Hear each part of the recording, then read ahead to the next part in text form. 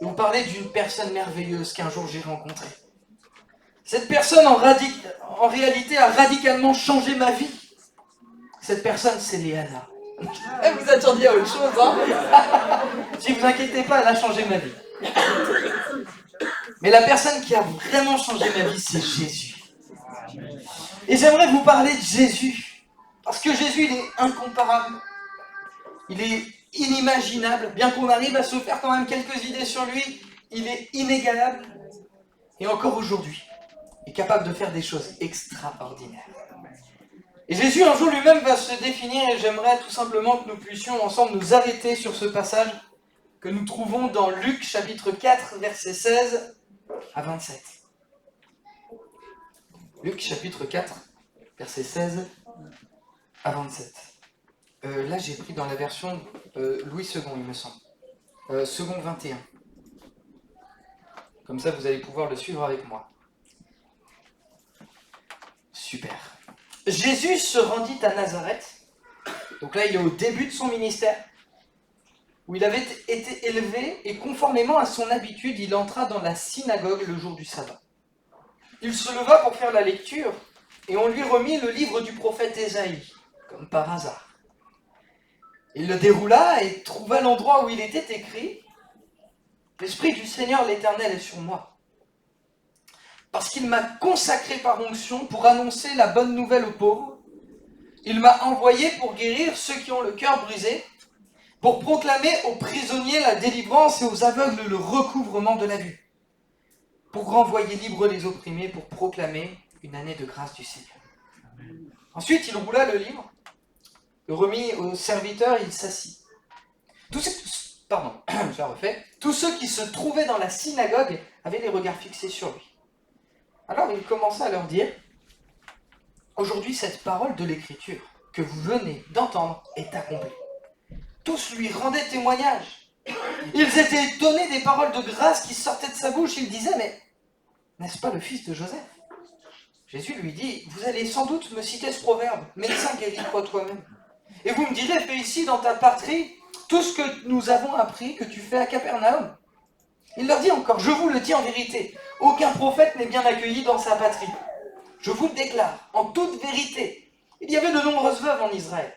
Et à l'époque d'Élie, lorsque le ciel a été fermé 3 ans et 6 mois, et qu'il y a eu une grande famine dans tout le pays, cependant, Élie n'a pas été envoyé vers aucune d'elles, mais seulement vers une veuve de Sarepta, dans le pays de Sidon. Il y avait aussi de nombreux lépreux en Israël. À l'époque du prophète Élisée, cependant, aucun d'eux n'a été purifié, mais seulement Naaman, le Syrien. Amen. Extraordinaire, ces paroles. Je trouve personnellement qu'il n'y a rien de plus beau que de parler de Jésus. On peut parler de beaucoup de choses. Il y a des choses qui sont utiles, mais il y en a beaucoup aussi qui sont inutiles. Mais s'il y a bien une chose qui est utile de parler ensemble, c'est de Jésus. Parce que Jésus, il est unique. Parce que Jésus, il nous aime. Parce que Jésus, il est capable de transformer nos vies. Parce que Jésus, il est capable de donner un but, une raison de vivre. Et le texte que nous avons lu ensemble est très intéressant pour plusieurs raisons. Il y a une première déclaration. L'Esprit du Seigneur est sur moi. Alléluia. Mais ce passage veut aussi exprimer clairement pour qui il est venu. Dans ce passage, Jésus fait référence à une période de l'histoire où il y avait un grand prophète, il s'appelle Élie. Et il va préciser que ce prophète, à un moment donné où il y avait la famine, il n'est pas allé vers les veuves d'Israël, mais il est allé au pays de Sidon, en dehors d'Israël, pour une veuve qui est de Sarepta. Une femme qui est, excusez-moi le terme, païenne, qui est non initiée, qui est non juive. Et qu'est-ce qu'il est en train de dire, Jésus ? Il a été envoyé en dehors d'Israël, pour les personnes qui sont en dehors d'Israël. Et le deuxième exemple que Jésus utilise, c'est avec un autre grand prophète, c'est Élisée, qui parlait de la part de Dieu, qui accomplit par Dieu des miracles exceptionnels, notamment un que Jésus va citer. Il va guérir Naaman, le chef de l'armée assyrienne. Est-ce qu'il est juif ? Pour qui Jésus est-il venu ? Je vous pose la question, pour qui est-il venu ? Il est venu pour nous. À moins que vous soyez juif, non je plaisante, il est aussi venu pour les juifs.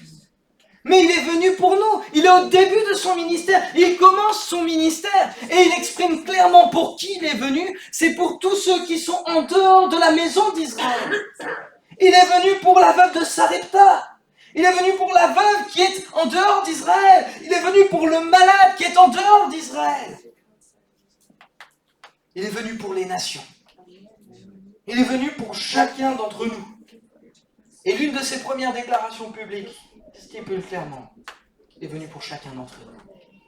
N'est-ce pas beau de le réaliser? Il est venu pour des hommes comme vous et comme moi, qui ignoraient sa vie et qui ignoraient ce qu'il avait accompli.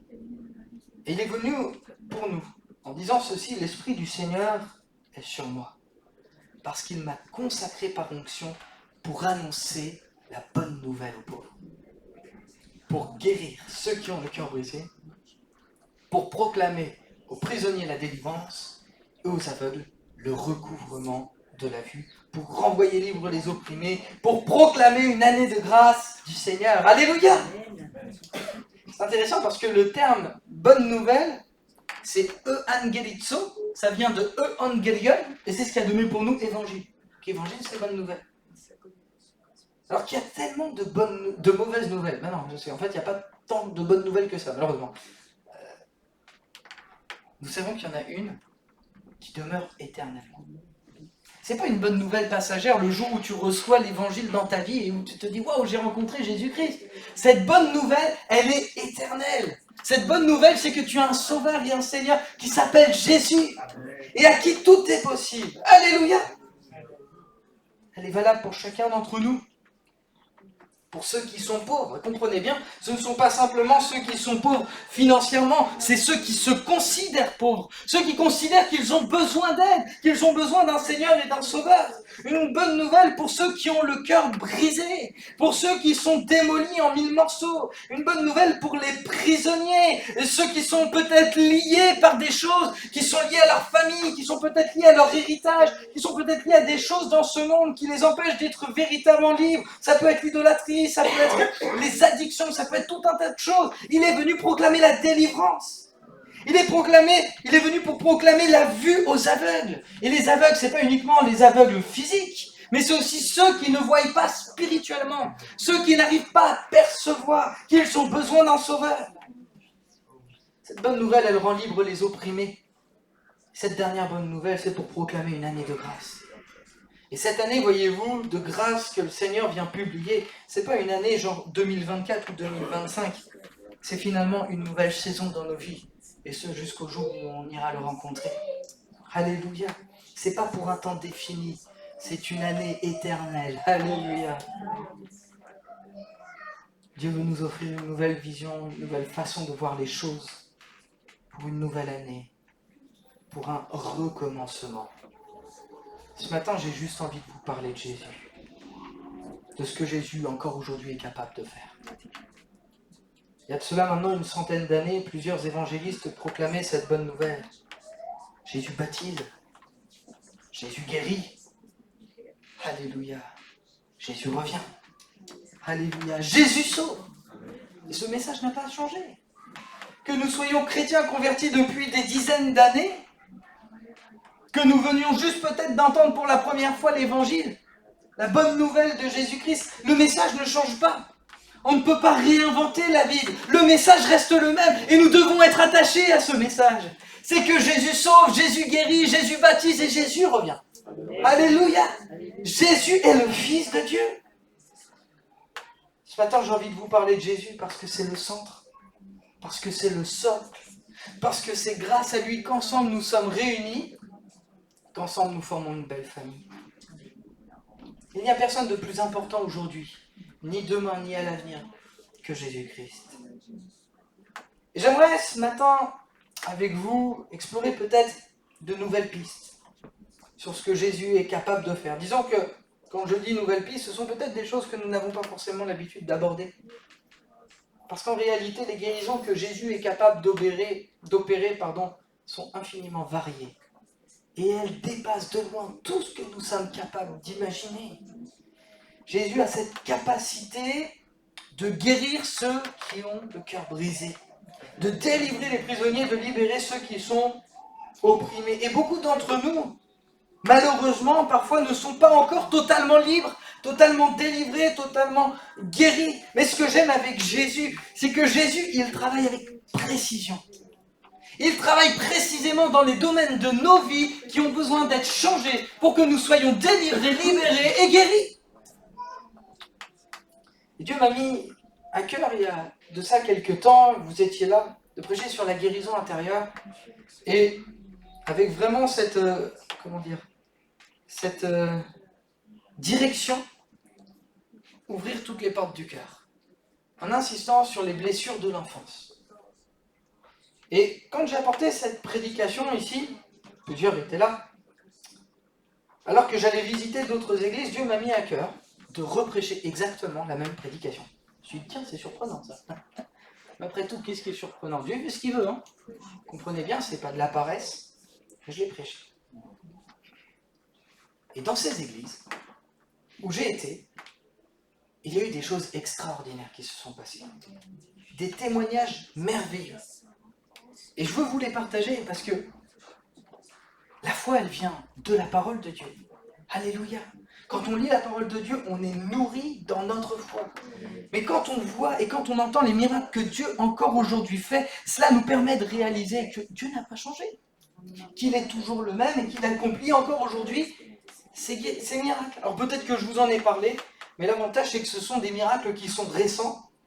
Et je veux vous le partager pour qu'on puisse réaliser ce que Jésus encore aujourd'hui était en train de faire. Et il y a de cela 2 semaines, j'étais sur Lézignan. Et donc j'ai prêché sur les blessures du cœur. Et à la fin, j'ai invité tout le monde à prendre un temps de silence. Et je me suis mis au piano. Je commençais à jouer. Je n'ai pas forcément chanté, mais j'ai laissé l'Esprit de Dieu agir. Pour que le Seigneur puisse tout simplement, pendant ce temps de silence, révéler quels étaient peut-être les problèmes qui avaient besoin d'être réglés.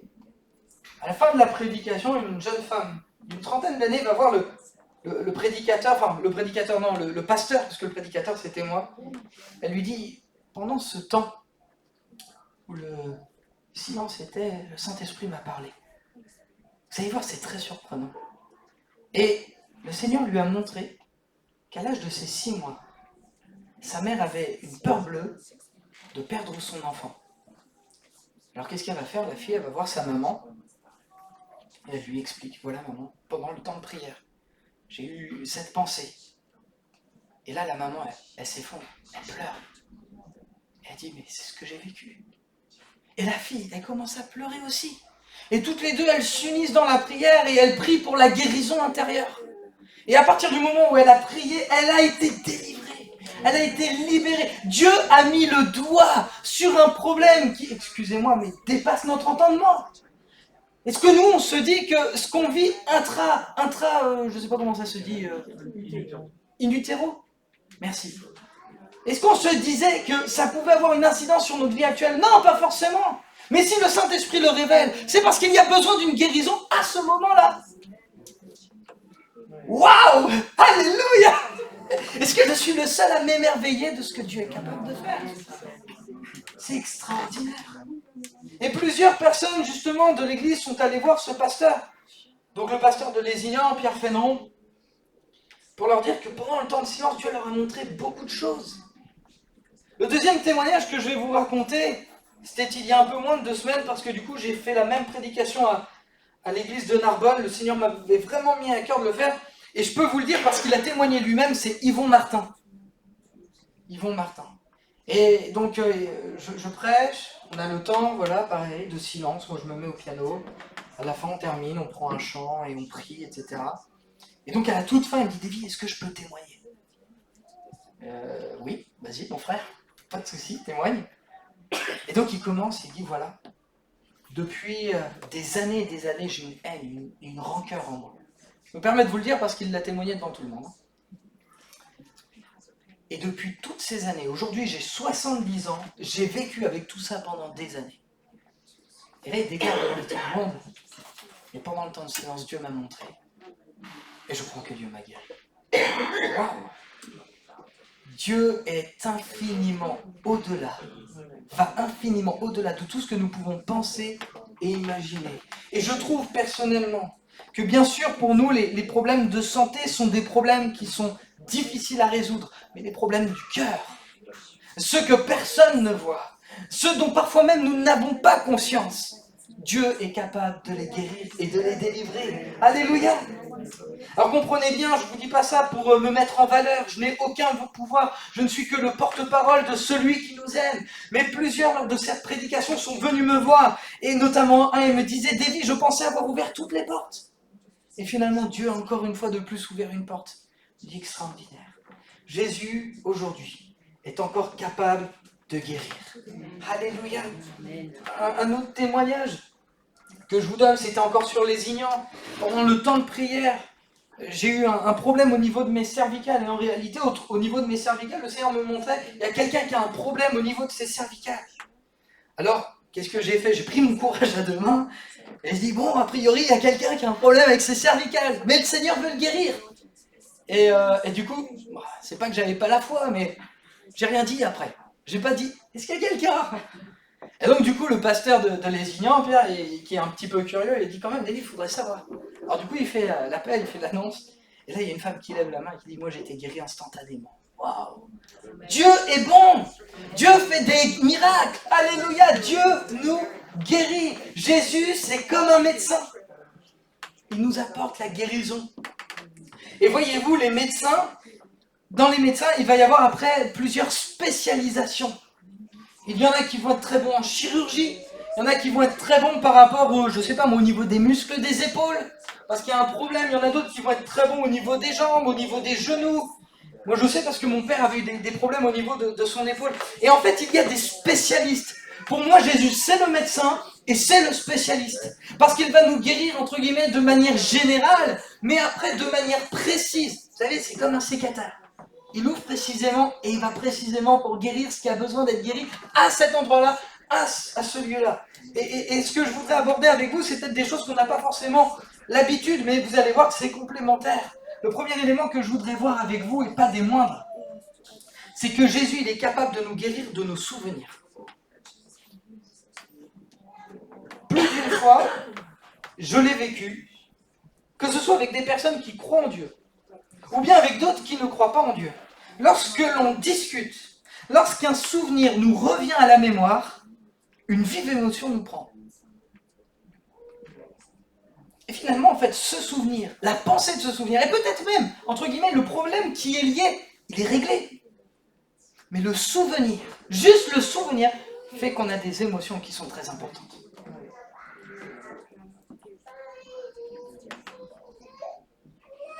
Jésus est celui qui veut nous guérir de nos souvenirs. Je vais vous prendre un exemple tout simple. Imaginons. Ah ben non, même pas, je ne veux même pas vous dire imaginons, comme ça je vais vous prendre un témoignage, ce sera plus simple. J'ai connu une personne dans ma famille qui a des phobies. Il faut le savoir, les phobies sont liées à des problèmes, soit du passé, soit une mauvaise vision de certaines choses, ou alors à des souvenirs. Ouais, certainement des cas particuliers. Et donc cette personne que j'ai connue, elle était oclophobe, c'est-à-dire qu'elle avait peur de toutes les personnes autour d'elle, et elle était claustrophobe, c'est-à-dire peur des espaces clos. Vous voyez ? Et un jour, le Seigneur a travaillé dans son cœur, dans sa vie, et cette personne a été guérie de ses souvenirs. Et ce qui s'est passé, c'est qu'aujourd'hui, cette personne, qui était claustrophobe et oclophobe, elle fait chanter à l'église. Wow. Pour quelqu'un qui avait peur des mouvements de foule, pour quelqu'un qui avait peur des espaces clos, c'est des phobies, oui, mais les phobies peuvent être guéries. Alléluia! Alléluia! C'est ma maman. Alléluia! Quand Jésus dit qu'il vient pour nous guérir, en fait, c'est une guérison intégrale. Bien sûr, il vient guérir nos corps. Bien sûr, il vient guérir nos blessures d'enfance. Mais peut-être ce souvenir, rien que d'y penser, qui te fait souffrir, qui te fait pleurer, ou alors qui va faire monter en toi une certaine colère, une certaine rage. Le Seigneur veut t'en guérir. Alléluia. Lorsqu'on y est confronté, le Seigneur vraiment, il veut nous Guérir. Peut-être vous l'aviez jamais entendu, peut-être même n'y avez-vous jamais pensé. Pourtant, c'est une réalité. Aujourd'hui, Jésus, c'est un chirurgien, c'est un docteur spécialiste qui vient pour travailler précisément dans nos vies. Alléluia. Et si jamais, il n'y a peut-être pas la guérison que vous attendez à ce moment-là. Quand vous pensez à ce souvenir dans un temps de prière et que le Seigneur vous le rappelle, eh bien vous pourriez peut-être prendre un temps pour questionner Jésus. Dans ce souvenir, où est-ce que tu étais? À quoi j'ai cru? Parce qu'il y a des fois, finalement, on va vivre des situations. Pourquoi? Parce que nous avons cru à autre chose. Nous avions pensé à autre chose. Ou alors, des fois, on s'est leurré en se disant que Jésus n'était pas avec nous. Ou alors qu'il n'était pas auprès de nous. Et finalement, dans ces temps de prière que vous pouvez avoir, vous allez penser à ces souvenirs. Ou vous allez questionner Jésus. Parce que je crois qu'il y a une dimension spirituelle. Parce que là, c'est de l'âme qu'on parle. Le Seigneur est capable de vous guérir. Est capable de vous montrer, lui, où il était précisément dans ce souvenir, ce qu'il a voulu faire, et peut-être que tu ne l'avais pas vu. Alléluia. Que son nom soit béni. Alléluia. La Bible dit, tout pouvoir m'a été donné dans le ciel et sur la terre. Donc même les souvenirs. Il est capable de les guérir, et quand on est guéri, les souvenirs, quand on s'en rappelle, ne provoquent plus cette émotion. Et même, étant donné qu'on est guéri, on peut en parler sans forcément être soit dans la difficulté, soit dans la tristesse, soit dans les vives émotions. Comprenez bien, toute émotion n'est pas mauvaise. Hein. Parce qu'il y a des fois, on se souvient d'un souvenir et c'est des larmes de joie. Donc il n'y a pas de souci. Mais quand il y a vraiment quelque chose qui est lié, le Seigneur veut nous guérir. Et il ne veut pas qu'on en subisse les conséquences. Le deuxième élément que je voudrais partager avec vous, c'est que Jésus est capable de nous libérer de nos mécanismes de protection. Et là vous vous dites, mais où est-ce qu'il veut en venir? Nous avons tous des mécanismes de protection. Lorsque nous sommes confrontés à une situation, nous avons des mécanismes qui rentrent en jeu. Des mécanismes qui sont naturels. Il y a des bons mécanismes et il y a des mauvais mécanismes. Ce qu'il faut savoir, c'est qu'en réalité, notre corps, il est très bien fait. Et lorsque nous sommes confrontés à une situation, nous pouvons faire comme des blocages. Et nous allons avoir des comportements, des réactions qui n'ont rien à voir avec ce que nous sommes d'ordinaire. Pourquoi? Pour nous protéger. Pour nous protéger de la douleur, pour nous protéger de nous retrouver peut-être dans une situation que nous avions déjà vécue. Et si c'est le cas, il y a peut-être aussi besoin d'une guérison ici. Bon, bref. En réalité, ce sont des protections que nous avons mis en place et qui sont naturelles. Les mécanismes de protection naturels sont bons, dans le sens où ils nous protègent des agressions extérieures. Mais là où c'est problématique, c'est que nos mécanismes de protection, parfois, nous empêchent Dieu d'agir dans nos vies. Alors, je vais vous citer un exemple, pour que vous puissiez le comprendre. Je vais tout simplement vous parler de moi. Comme ça, au moins, je sais de quoi je parle. Il y a de cela maintenant un petit moment. J'ai entendu un prédicateur. Ce jour-là, ce prédicateur a fait une merveilleuse prédication. Tellement merveilleuse qu'en réalité, il était en train de mettre le doigt sur des problèmes très personnels. Et là, mes mécanismes de protection se mettent en route. Alors, il y a plusieurs possibilités. Et j'y ai tout pensé. Je vais être très honnête avec vous.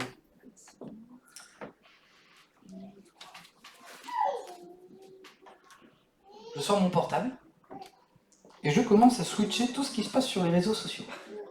Pourquoi? Parce que je ne veux pas l'écouter. Parce que je ne veux pas te confronter à mon problème. Première difficulté. Je commence à bouger sur ma chaise. Vous voyez, c'est des mécanismes de protection que nous mettons en place.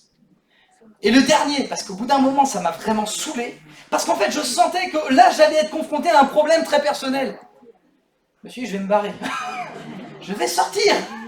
Je ne veux pas y faire face. Je m'occupe, je pense à autre chose, je sors mon téléphone portable, parce que je ne veux pas être confronté. Alors comprenez bien, c'est un exemple. Mais tous ces mécanismes de protection que nous avons, ce sont des mécanismes qui, en réalité, vont nous éviter de souffrir. Le seul souci, c'est que parfois, ils empêchent Dieu d'agir. Et si je n'avais pas, à un moment donné, pris mon courage à deux mains et dire « Seigneur, allez, on y va !» j'aurais jamais été guéri. J'aurais jamais été guéri.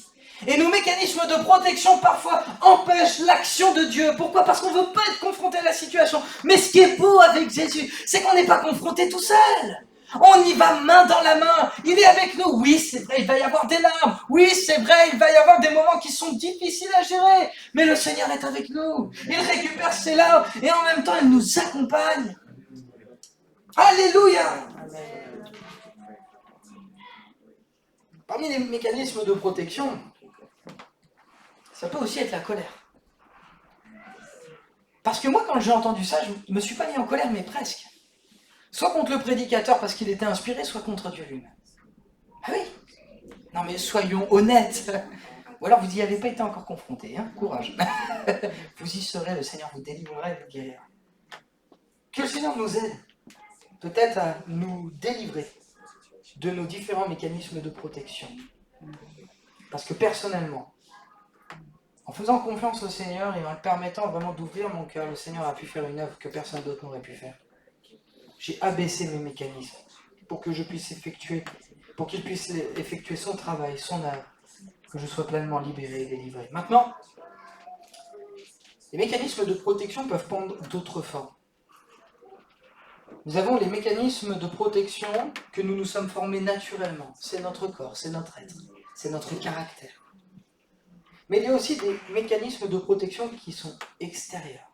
Par exemple, lorsqu'une personne est stressée, son mécanisme de protection, ça va être de prendre un objet, de faire passer son stress. Pour d'autres, ça va être de boire une bière. Pour d'autres, ça va être de discuter avec une personne, etc., etc.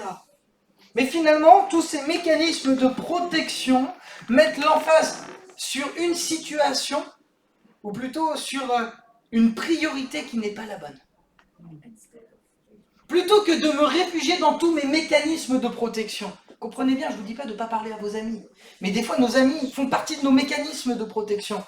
Ce que le Seigneur il veut, c'est avoir la première place. Surtout dans nos difficultés. Surtout dans ces moments, justement, où peut-être on est un petit peu troublé, un petit peu bouleversé. C'est pas toujours notre premier réflexe, avouons-le, de prier Jésus. Mais Jésus, ce qu'il veut, c'est qu'il soit notre premier réflexe. Il veut, entre guillemets, dépasser ces mécanismes de protection. Il veut avoir la première place. Et peut-être qu'il y a des choses que tu fais naturellement. Je sais pas, comme peut-être regarder la télé ou des choses comme ça. Pourquoi? Pour que tu puisses penser à autre chose. Comprenez bien, c'est naturel. Ça peut même, pourquoi pas, être normal, mais nous sommes enfants de Dieu. Et le Seigneur ne veut pas que ces mécanismes de protection deviennent la priorité quand tu passes par une difficulté. Amen. Alléluia. Ce que le Seigneur veut tout simplement, c'est qu'il devienne votre mécanisme de sécurité, votre mécanisme de protection. Et après, oui, vous pourrez vous détendre. Après, comprenez bien, on veut être équilibré. Donc on a vu que Jésus est capable de nous guérir de nos souvenirs, de nous délivrer de nos murs de protection. Et pour finir, nous allons voir qu'il est capable de nous libérer de nos filtres.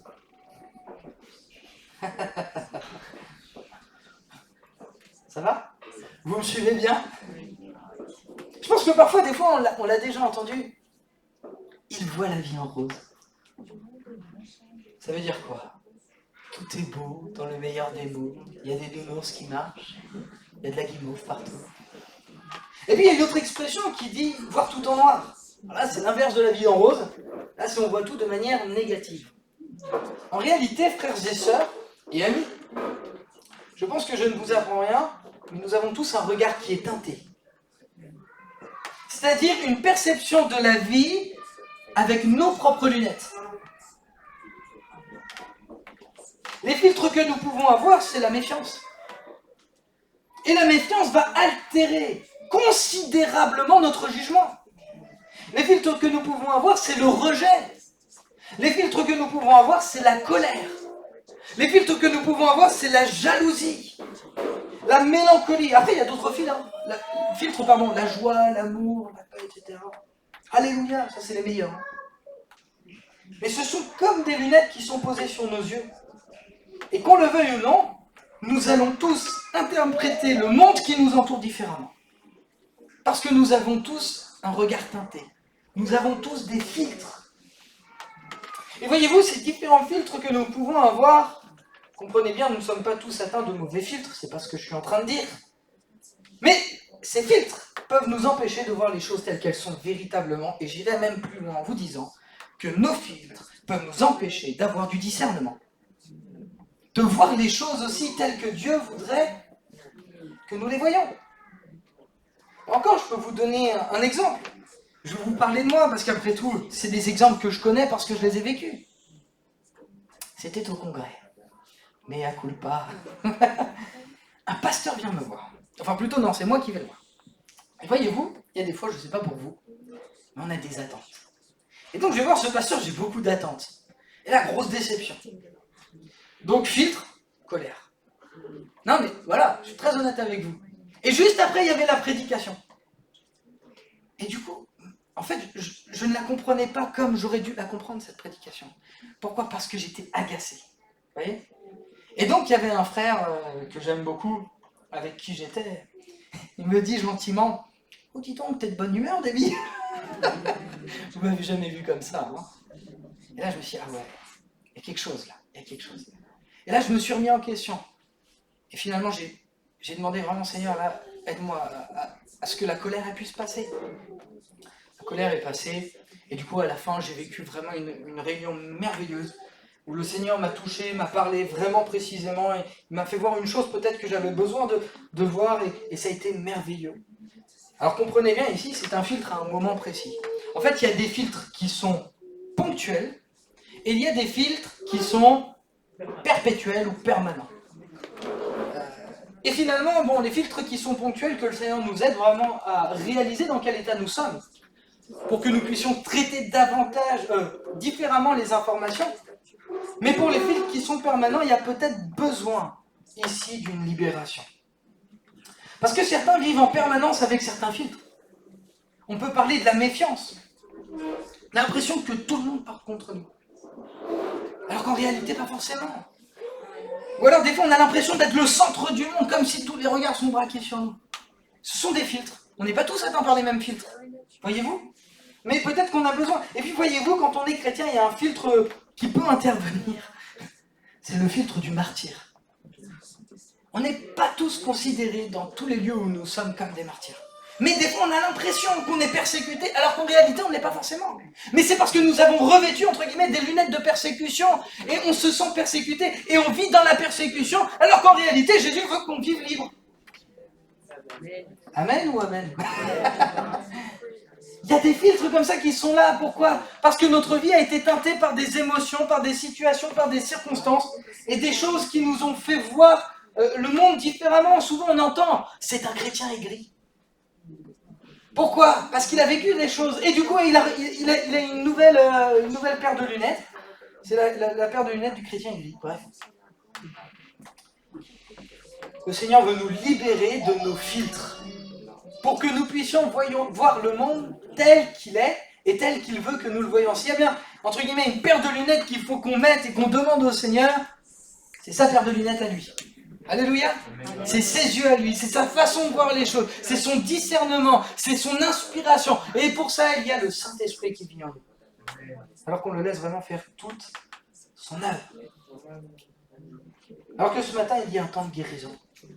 Peut-être pour les souvenirs qui sont là, peut-être pour les protections que nous avons érigées, que nous nous sommes construits et qui empêchent Dieu d'agir. Peut-être pour les filtres que nous nous sommes faits. Et ça aussi, ça peut être de la protection. Mais qui nous empêche toutefois de discerner et de voir correctement le monde qui nous entoure. Je ne parle pas souvent de ces éléments. Et pourtant, Jésus veut nous guérir. Alors que Jésus, ce matin, vient nous montrer peut-être ce qui ne va pas. Qu'il vienne guérir ces différents éléments qui sont là dans nos vies et qui nous empêchent véritablement d'être libres et de le suivre. Ce matin, Jésus, c'est le chirurgien. Et il vient, entre guillemets, s'en prendre à nous de manière très précise pour localiser les problèmes de fond et pour que nous soyons libérés. Alléluia. On peut fermer nos yeux quelques instants. Alléluia, Jésus. Que ton nom soit loué, Seigneur. Alléluia, Jésus. Merci pour ta présence, Seigneur Jésus. Merci pour ta fidélité, Seigneur.